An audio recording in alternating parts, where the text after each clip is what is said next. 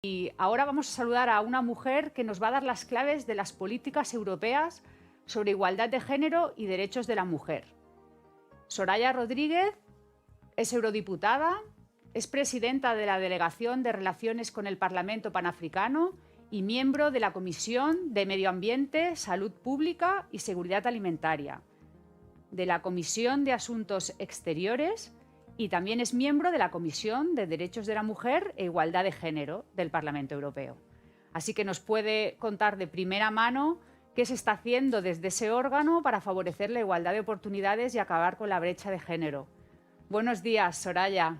Hola, buenos días. Un placer. ¿Qué tal? Muy bien. Un placer. Está siendo una mañana muy interesante. La verdad, estamos oyendo opiniones, iniciativas muy interesantes y creo que nos viene fantástico que tú nos expliques en lo que estáis trabajando desde la Unión Europea, esas iniciativas que estás llevando a cabo desde el Parlamento Europeo. Así que todo tuyo y te escuchamos con mucha atención.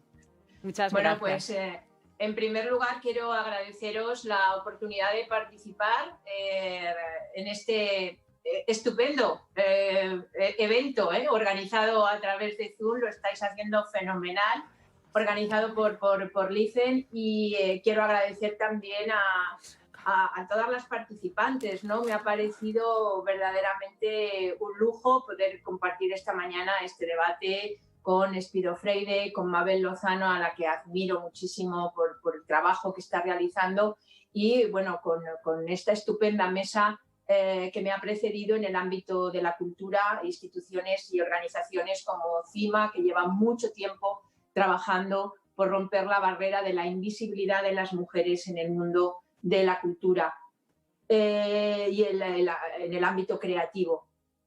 Efectivamente, como muy bien has dicho, en el Parlamento Europeo hay una comisión que intenta trabajar y hacerlo de forma transversal, que es la Comisión de Género, de Igualdad.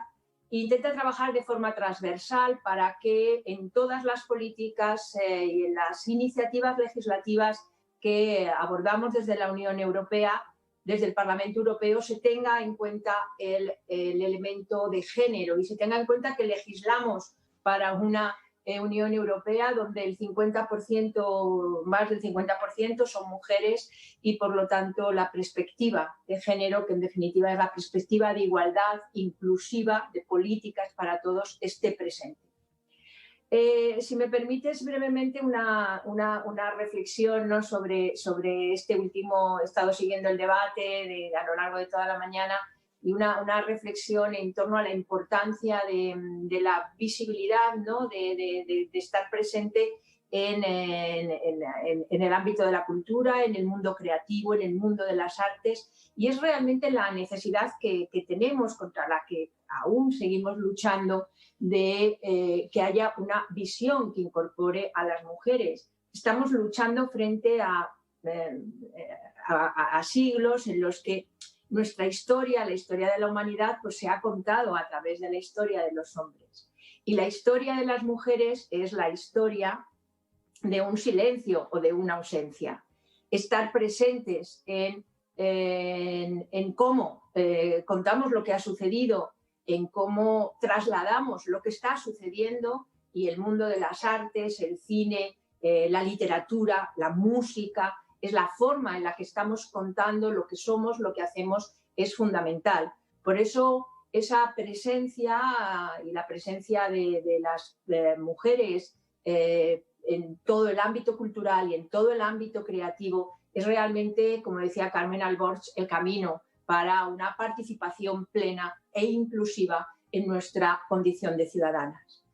Esta situación está presente, como no puede ser de otra forma, en la Unión Europea, y en la Unión Europea seguimos teniendo importantes obstáculos e importantes lagunas en las que tenemos que lograr una incorporación plena. Si me permitís, el Instituto de Igualdad de Género de la Unión Europea establece ahora, para medir, ¿no?, cómo avanzamos en el ámbito de la igualdad de género, unos indicadores que son muy claros, ¿no? Poder, trabajo, dinero, conocimiento, tiempo y salud. en todos ellos existen importantes lagunas. Existen importantes lagunas en el poder y en el tiempo. En el poder, porque las mujeres seguimos estando infrarrepresentadas en las tomas de decisiones. Para un dato, ¿no? Para no agotarlo en todos los ámbitos, pero por ejemplo en el ámbito económico, en el ámbito de participación en los consejos de administración de las grandes empresas, sociedades participadas, pues solamente el 7,8% de los presidentes de consejos de administración de estas empresas son mujeres. Solamente en media de la Unión Europea, el 28% de los consejeros que participan en estos consejos de administración son mujeres. Por lo tanto, una clara infrarrepresentación en el poder que tiene mucho que ver con el tiempo. Y es que las mujeres siguen dedicando muchísimo más tiempo que los hombres a otro aspecto que es el ámbito del cuidado, de los cuidados familiares, que como dijo Guido Freire, no solamente es el tema del cuidado de los hijos, es el tema del cuidado, de los cuidados de la familia, ¿no?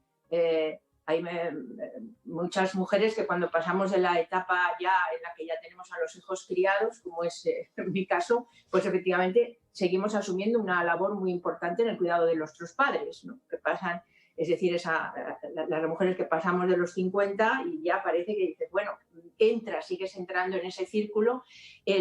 La redistribución del tiempo efectivamente nos hace estar en una esfera de lo privado mucho mayor, nos hace estar fuera de lo público, y eso sigue siendo una realidad. Si esto se traslada a que efectivamente tenemos menos dinero, porque seguimos teniendo una brecha salarial muy importante en el acceso en el trabajo remunerado, porque nos dedicamos en mucho trabajo no remunerado.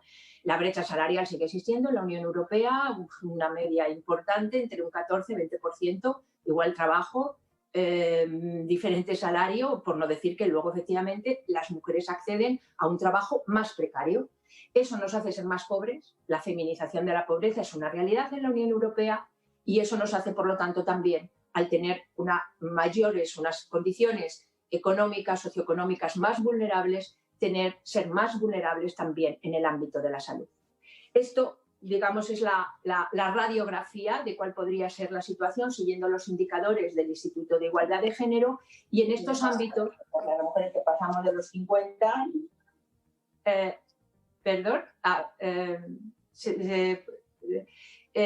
creo que se me sigue oyendo, ¿no? Es que tengo ahora un problema con la pantalla.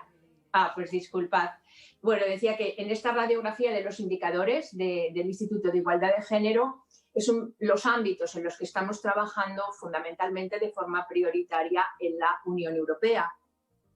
Estamos trabajando en la directiva de igualdad en puestos de representación de las grandes en consejos de administración de las grandes empresas. Estamos trabajando en el compromiso de la Unión, de la Comisión Europea de presentar una directiva para igualdad salarial en el siglo XXI. En esta directiva lo que es necesario es que haya criterios de transparencia vinculantes para todos los Estados miembros. La mejor forma de acabar con la desigualdad salarial de igual trabajo, igual salario, es que los salarios sean públicos y sepamos efectivamente qué es lo que cobra el compañero que está en nuestra misma categoría trabajando a nuestro lado. Estamos trabajando efectivamente en un plan de igualdad que abarca también la lucha contra la violencia de género que sufren las mujeres. Es muy duro hoy tener que asumir una realidad que convive con nosotros, y es que en el ámbito de la lucha contra la violencia de género, en la Unión Europea existen países que pertenecen a la Unión Europea que aún no han ratificado el único convenio internacional que tenemos para luchar contra la violencia de género, que es el Convenio de Estambul. Estambul no es un instrumento jurídico de la Unión Europea, es del Consejo de Europa, donde hay muchos más países. Y por lo tanto establece estándares inferiores a los que deberíamos tener en la Unión Europea. pero sin embargo hay países que se niegan a ratificar. Esto es un elemento que nos tiene que hacer reflexionar sobre la necesidad que tenemos de avanzar, pero también el riesgo real que tenemos de involución en algunos derechos que hemos conseguido. El derecho a la libertad sexual y reproductiva, el reconocimiento del derecho al aborto como una decisión de las mujeres está en riesgo hoy en la Unión Europea. Está en riesgo en Polonia, donde nos vemos como nuestras colegas europeas, nuestras compañeras europeas, tienen que salir fuera de Europa, fuera de Polonia, si quieren abortar en condiciones seguras para su salud, o tienen que enfrentarse a situaciones verdaderamente terribles en su país para poder hacerlo. Esto es una realidad. Está pasando aquí, le pasa a ciudadanas europeas, a nuestras compatriotas. Por lo tanto, hay un camino aún muy importante que recorrer. Y en ese camino importante por recorrer tenemos mucho que hacer también en trabajar y en conseguir lo que decía al principio, que lo que nos está pasando se cuente por las mujeres también. Había una pregunta, en el ámbito europeo, también quiero citarlo porque me parece importante. En el ámbito europeo también hay importantes esfuerzos, ¿no?, por visualizar la situación del sector creativo y cultural de las mujeres en el ámbito europeo. Y en este sentido, el programa Europa Creativa ha generado jornadas para debatir estas diferencias. Algunos programas importantes en el ámbito de la música, lo citaba ahora una de las participantes en esa mesa redonda, para movilizar a que todos los festivales musicales, empresas, conciertos tengan una participación más o menos equilibrada, 50-40% de representación de mujeres, músicas, artistas. Eso significa que ahora no lo tenemos. Pero decía que todo esto es importante también porque necesitamos incorporar esta visión y esta presencia de las mujeres. Porque no solamente... Soraya. Sí. Acabo ya. Vale. Decía, no solamente esta historia, ¿no?, de lo que ha sido la historia de la humanidad, contada solamente desde la visión de los hombres, tiene importancia para el presente, sino también para dos retos importantísimos que tenemos en el futuro. El futuro, que va a ser fundamentalmente un futuro digital. Y por lo tanto, tener datos que contemplen a las mujeres como más del 50% de la ciudadanía es importante, porque si no, los algoritmos que van a marcar muchos de los resultados y de nuestra realidad futura no van a tener datos de mujeres, tendrán datos sesgados. El sesgo es muy importante y colocar nuestra realidad es colocar nuestros datos. Si no metemos datos que nos reconozcan, como dicen algunos procesadores, si metemos basura, tendremos basura. Si metemos datos sesgados de lo que sucede en distintos sectores a los hombres y no a las mujeres, tendremos grandes sesgos de género y correremos el riesgo de reproducir en la nueva era digital un gap de género importante que arrastra. Me parece súper interesante este último dato que nos has dado, porque es verdad, yo personalmente nunca me lo había planteado, pero es así, el algoritmo, si no estamos en ese algoritmo y en esos datos, no estaremos. Tenemos muchas preguntas que hacerte, pero vamos justísimos de tiempo. Pero solo te quiero que me la contestes, si puedes, muy brevemente. Antes Mar de MIM lo ha dicho, no estamos hablando del COVID, no estamos hablando de cómo nos afecta el COVID a esto. Yo sí que te lo quiero preguntar a ti. ¿Qué impacto crees que está teniendo en la igualdad de género y en los derechos de la mujer este horroroso COVID? El COVID está teniendo, pero va a tener, cuando tengamos datos contables, medibles, unas consecuencias muy negativas para el desarrollo, la pobreza, la vulnerabilidad en general. Por lo tanto, las mujeres van a sufrir doblemente las consecuencias del COVID. lo van a sufrir en la Unión Europea. Si me permites, en el ámbito de la violencia contra las mujeres ya lo han sufrido durante la pandemia. Las mujeres víctimas de violencia han tenido que sufrir las medidas para la contención del COVID sin tener en cuenta su situación y han vivido en silencio con su maltratador un confinamiento donde su situación estaba empeorando. Mabel Lozano citaba el tema de cómo la trata de seres humanos y la trata, que es un delito claramente de género, sobre todo con fines de explotación sexual. 90% de las víctimas son mujeres, 70% de los tratantes son hombres, por no decir que el 90% son usuarios. Se va a incrementar porque la trata se basa en la vulnerabilidad de las víctimas y, por lo tanto, la pobreza, la situación de precariedad va a influir. En el ámbito de las mujeres del mundo ya está influyendo. El otro día veíamos en un debate sobre África Oriental cómo en Kenia, por ejemplo, la mutilación genital femenina durante la pandemia, puesto que también las medidas de aislamiento, de confinamiento se han aumentado, las mujeres han sufrido un incremento, mujeres y niñas, de mutilación genital femenina. Mira, solo un dato. Antes también cuando hablábamos de si es importante que las mujeres estén para que se hablen de ellas. El otro día, precisamente en este debate sobre África Oriental, yo intervine como presidenta del Panafricano, como una parlamentaria más. Intervinieron otros compañeros, que sé que este tema les importa, pero nadie puso encima de la mesa que si en nuestro diálogo político con Kenia estamos poniendo el incremento que están sufriendo las niñas y las mujeres en mutilación genital femenina. Esa realidad está ahí y hay una voz. Muchas veces no es que no se quiera, es decir, intencionadamente no se quiera hablar de las mujeres. No es que no se quiera hacer oír su voz, es que están tan acostumbrados a entender que la realidad de la sociedad, la realidad de la humanidad es el punto de vista masculino del hombre masculino, que es si no estamos ahí para decir no, estamos nosotras, el punto de vista completo es incluir, es un punto de vista inclusivo, pues no se pone de manifiesto. Y lo que no se dice, lo que no se ve, es como que no existe. Y por lo tanto, el gran reto del liderazgo en todos los ámbitos es efectivamente hacer que la historia de la ausencia de las mujeres se convierta en la historia de la presencia, para que sea una historia verdaderamente completa. No tenemos voluntad de acaparar nada, tenemos voluntad de completar la realidad que vivimos.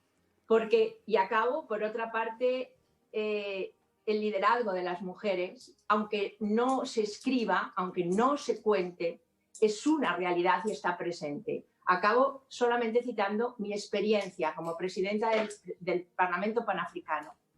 Cómo sobreviven las sociedades en los peores momentos y en las situaciones más extremas. Guerra, pobreza, desastres naturales. Uno se pregunta, ¿cómo se puede seguir viviendo? Se sigue viviendo en estas sociedades, en esas situaciones extremas, con unas manos que mueven esa sociedad. Y esas manos son manos de mujeres, las que mantienen la cotidianidad día a día, las que sin agua, en las peores condiciones de violencia, de guerra, se levantan por la mañana, mantienen a sus hijos, establecen una mínima normalidad. Esas manos son manos femeninas y ese es el liderazgo real, no escrito y no visto, pero eso está ahí y tenemos la obligación de incorporarlo, de colocarlo, de establecerlo en las cifras, en los datos. Pues muchísimas gracias, Soraya. Nos has dado claves muy útiles, nos has dado ideas concretas, concisas y no tenemos más que agradecerte. Sabemos que tienes una agenda muy complicada, muy repleta de actos y de intervenciones y nos ha encantado que hayas estado esta mañana con nosotros. Así que te mando un fuerte abrazo a Valladolid, que sé que estás en Valladolid, y espero en otra ocasión poder hablar contigo. Muchísimas gracias. Sí, encantada de poder seguir colaborando con vosotras. Me parece que hacéis un trabajo maravilloso y sobre los sesgos y en el futuro, pues podemos hablar otro día, porque creo que es uno de los grandes retos que tenemos de futuro. Claro que sí, y nosotros que conozcamos el Parlamento Europeo, que a veces es eso un poco lejano, que tampoco sabemos muy bien las iniciativas, que nos lo acerquéis. Ojalá que podáis ir, que acabemos con que superemos esto de la pandemia y podamos hacer un día esto mismo allí, desde el Parlamento. Fenomenal. Que nos emplazamos. Muchas gracias, un abrazo, Soraya. Un saludo y un fuerte abrazo. Muchísimas gracias.